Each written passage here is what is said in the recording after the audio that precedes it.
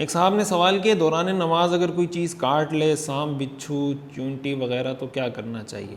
دیکھیں اگر کوئی موذی جانور نماز میں سامنے آ جاتا ہے اور آدمی کو خطرہ ہو کہ یار یہ مجھے نقصان پہنچا سکتا ہے، تو نماز کے دوران بھی اسے مارنے کی اجازت ہے.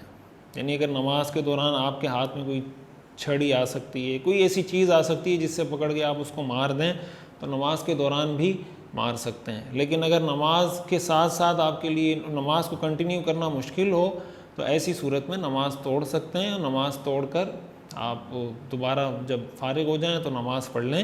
لیکن کوئی موذی جانور، چونٹی کے کاٹنے سے یا مچھر کے کاٹنے سے، ظاہر ہے یہ کوئی ایسا مسئلہ نہیں ہے جس کی وجہ سے نماز توڑی جائے یا نماز بس اگر چونٹی کاٹے گی زیادہ سے زیادہ کہیں تھوڑی سی تکلیف ہوگی، وہ اتنی ہوتی ہے کہ قابل برداشت ہوتی ہے، تو اس کو آدمی تھوڑا سا اگر کہیں آپ کو لگا ہے تو تھوڑا سا آدمی ایک دفعہ مسل لے کہ یار اس جگہ چونٹی نے کاٹا ہے.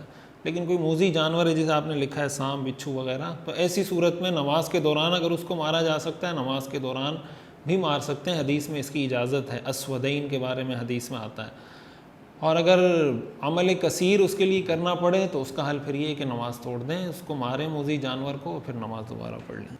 ایک صاحب نے سوال کیا ہے مفتی صاحب یوٹیوب چینل بنانے کا کیا حکم ہے؟ اگر اس کو مونیٹائز بند کر دیں تو پھر بھی ویڈیو پر ایڈ آتے ہیں، تو کیا اس میں چینل بنانے والے پر گناہ ہوگا کہ نہیں؟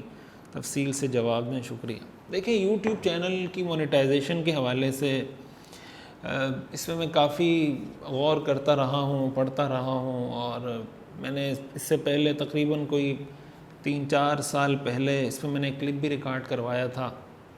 اور اس وقت جو مجھے بات سمجھ میں آئی تھی وہ یہی سمجھ میں آئی تھی کہ یار یہ مجھے سمجھ نہیں آتی اس کی ارننگ.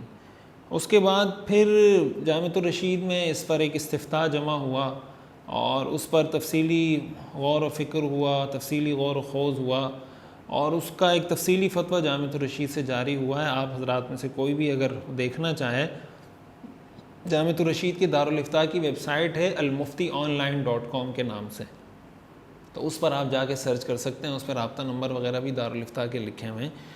میں آپ کو خلاصہ بتا دیتا ہوں. تو اس فتوے کے بعد اسی طرح پھر دیگر کچھ مدارس کے بھی اس پر فتاویٰ آئے. ایک چیز تو یہ سمجھنی چاہیے کہ اس کو باقاعدہ اپنا مستقل سورس آف انکم بنانا یہ کوئی پسندیدہ کام نہیں ہے. یعنی کوئی ایسی چیز نہیں ہے جس کو ریکمینڈ کیا جائے. پہلی بات یہ کہ just only one source of income ہو آپ کا، کہ بس آپ نے یوٹیوب چینل بنایا ہوا اسی پہ فوکس ہو کے. جہاں تک حلال حرام جائز ناجائز کا تعلق ہے اس میں کچھ چیزوں کا سمجھنا ضروری ہے. پہلی چیز یہ ہے کہ آپ جو کنٹینٹ بنا رہے ہیں وہ کیا بنا رہے ہیں. آپ کا ظاہر کنٹینٹ حلال ہونا چاہیے. اب اگر کوئی آدمی ناچ گانے کی ویڈیوز بنا رہا ہے اور سوال یہ کر رہا ہے کہ مونیٹائزیشن سے ارننگ حلال ہے یا حرام ہے، تو بھائی وہ آپ کا کنٹینٹ ہی حرام ہے تو ارننگ تو حرام ہی حرام ہے. پہلی شرط یہ ہے کہ آپ کا کنٹینٹ جائز ہونا چاہیے. دوسری شرط اس کی یہ ہے کہ یوٹیوب پر جو آپ نے ایک تو آپ نے یہ سوال کیا ہے نا کہ مونیٹائزیشن بند کر دیں پھر بھی ایڈ چلائیں، اس میں تو ظاہر ہے آپ کا کوئی گناہ نہیں ہے. لیکن اگر ایڈ کوئی آن بھی کرتا ہے مونیٹائزیشن، تو ایسی صورت میں ایک تو وہ کیٹیگریز ہیں جو پروڈکٹ ہی حرام ہیں. مثال کے طور پر شراب کے اشتہارات ہیں، خنزیر کا گوشت اس کے اشتہارات ہیں. اس میں جو بھی اس طرح کی کیٹیگریز آتی ہیں جس میں آپ کو لگتا ہے کہ یار اس میں کوئی حرام چیز بھی آ سکتی ہے یا اس میں حرام چیز انکلوڈڈ ہے. مثال کے طور پر بیوریجز ہیں. اب بیوریجز میں ظاہر ہے کہ وائن اس میں آ جائے گی، تو وہ ظاہر ہے جو بھی اس کے ایکسپرٹ ہیں وہ ان چیزوں کو جانتے ہیں کہ کس کیٹیگری میں کیا کیا چیزیں آتی ہیں. نہیں بھی آپ کو پتہ تو آپ اس کو سرچ کر لیں، آپ کو پتہ چل جائے گا اس کیٹیگری میں کیا کیا چیزیں آتی ہیں. تو دوسرا کام یہ کرنا پڑے گا کہ اس میں اس کیٹیگری کی ساری چیزیں آپ بند کر دیں جو حرام پروڈکٹس ہیں.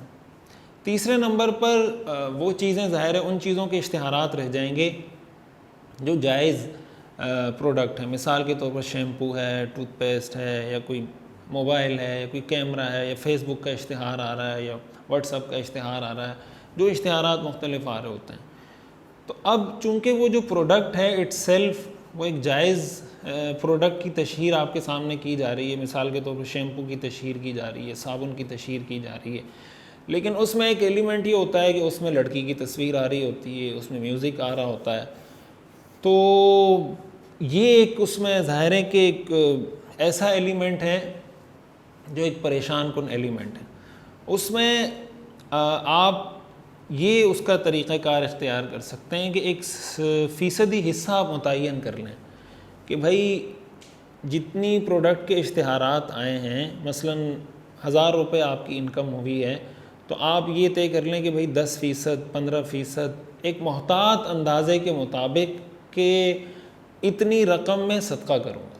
یعنی وہ ایک آپ سمجھیں کہ وہ انکم میں ایک طرح سے خبث آ گیا، ایک ناپاکی آ گئی، تو اس کو آپ اپنی اس سے الگ کر دیں. اصل میں ہوتا یہ کہ جب آپ نے یوٹیوب چینل بنایا تو یوٹیوب چینل بنانے کا مطلب یہ ہوا، اور جب آپ مونیٹائزیشن آن کرتے ہیں تو آپ یوٹیوب کو گویا اپنا چینل ایک طرح سے کرائے پر دے رہے ہوتے ہیں.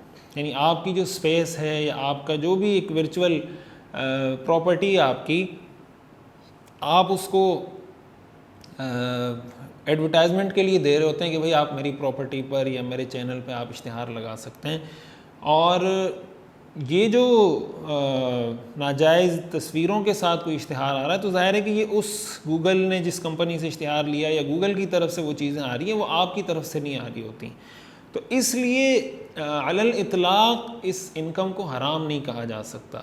تو کچھ فیصدی حصہ اس کا صدقہ کر دیا جائے، اور جو باقی حصہ ہے چونکہ وہ جائز پروڈکٹ کے اشتہار کا پیسہ ہے، یعنی جو بیچنے والا ہوتا ہے وہ شیمپو بیچ رہا ہوتا ہے، وہ صابن بیچ رہا ہوتا ہے، وہ ٹوتھ پیسٹ بیچ رہا ہوتا ہے، وہ اس لڑکی کی تصویر کو نہیں بیچ رہا ہوتا.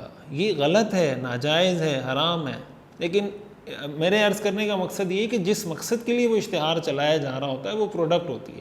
یہ تو ہمارے ہاں لوگوں میں ایک احساس کمتری کا ایک کہہ لیں، کچھ بھی کہہ لیں، مرعوبیت کہہ لیں، انگریز بننے کی کوشش کہہ لیں، کہ ہر چیز میں لڑکی کی تصویر، ہر چیز میں لڑکی کی پراپرٹی بیچ رہا ہو کوئی، اس میں لڑکی کی تصویر، صابن بیچ رہا ہے اس میں لڑکی کی تصویر، شیمپو بیچ رہا ہے اس میں لڑکی کی تصویر، کپڑے بیچ رہے ہیں تو جناب سارے ہوڈنگ، سارے بل بورڈ لڑکیوں کی تصویروں سے بھر جاتے ہیں.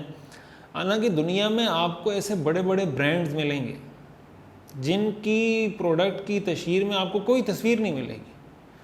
آپ کئی دفعہ آپ دیکھیں میکڈونلڈ کا آپ اشتہار دیکھیں، بہت کم شاذ و نادر شاید آپ کو کہیں نظر آئے گا کہ میکڈونلڈ کی جو ایڈورٹائزمنٹ ہوتی ہے اس میں کسی کی تصویر ہو، کسی لڑکی کی تصویر ہو. آپ جو راڈو گھڑی ہے آپ اس کے اشتہارات اٹھا کے دیکھ لیں، KFC کو آپ دیکھ لیں. ظاہر ہے یہ ساری جو میں آپ کو بتا رہا ہوں یہ ساری ملٹی نیشنل فوڈ چینز ہیں، اور ساری دنیا میں ان کی پروڈکٹ سیل ہوتی ہیں اور ان کا ایک نام ہے ساری دنیا کے اندر. لیکن ایسی بےہودگی آپ کو ان لوگوں کی پروڈکٹ کی تشہیر میں، ایڈورٹائزمنٹ میں نظر نہیں آئے گی جو ہماری ایک کپڑے بیچنے والی کمپنی جو بےہودگی کر رہی ہوتی ہے، ایک شیمپو بنانے والی کمپنی جو بےہودگی کر رہی ہوتی ہے. ایکچولی یہ کوئی اتنا آسان مسئلہ نہیں ہے. یہ پورا ایک کلچر کا، تہذیب کا، ثقافت کی پوری ایک جنگ ہے، اور آہستہ آہستہ ہمارے ذہنوں سے، ہمارے دلوں سے یہ بات ہی نکالی جا رہی ہے کہ یار لڑکی کی تصویر تو کوئی مسئلہ ہی نہیں ہے. نہیں، یہ لوگ سوچنا ہی چھوڑ دیں کہ یار یہ بھی کوئی ناجائز چیز ہوتی ہوگی. ایک غیر محسوس طریقے سے اتنا اس کو بھر دیا گیا ہے.